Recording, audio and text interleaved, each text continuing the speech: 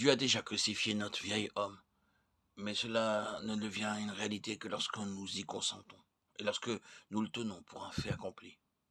Paul dit: J'ai été crucifié avec Christ. Galates 2:20. Avez-vous consenti à être crucifié?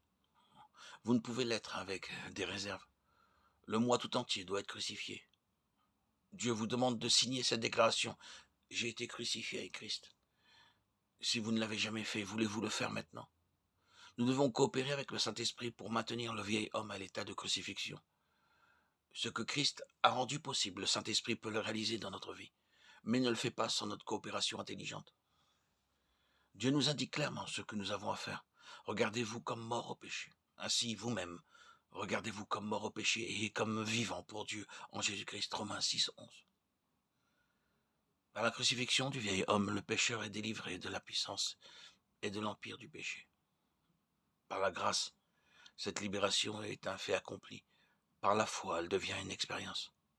Par la grâce, le vieil homme a été mis au tombeau. Par la foi, il y restera.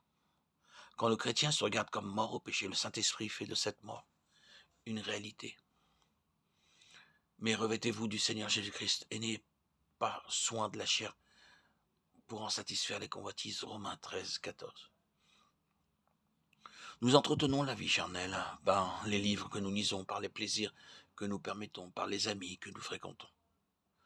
Passez-vous des heures à lire des romans? Ne vous étonnez pas alors de n'avoir point goût à la lecture de la Bible.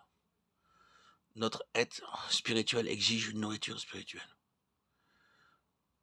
Le laissez-vous mourir de faim ou ne lui donnez-vous qu'une mauvaise nourriture telle que le théâtre, le cinéma, la danse, les cartes?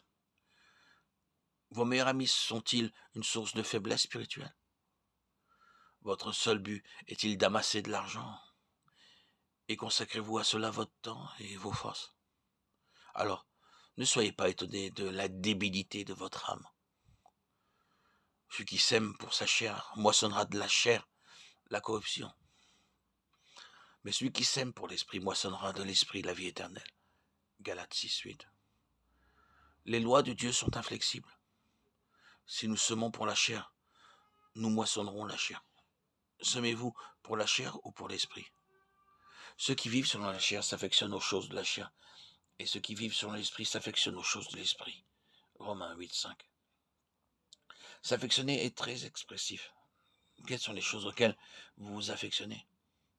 Est-ce à votre toilette, à votre compte en banque? Vous devez rendre compte de vos pensées. À quoi vous affectionnez-vous? Afin que la justice de la loi fût accomplie en nous qui marchons, non selon la chair, mais selon l'esprit. Romains 8:4.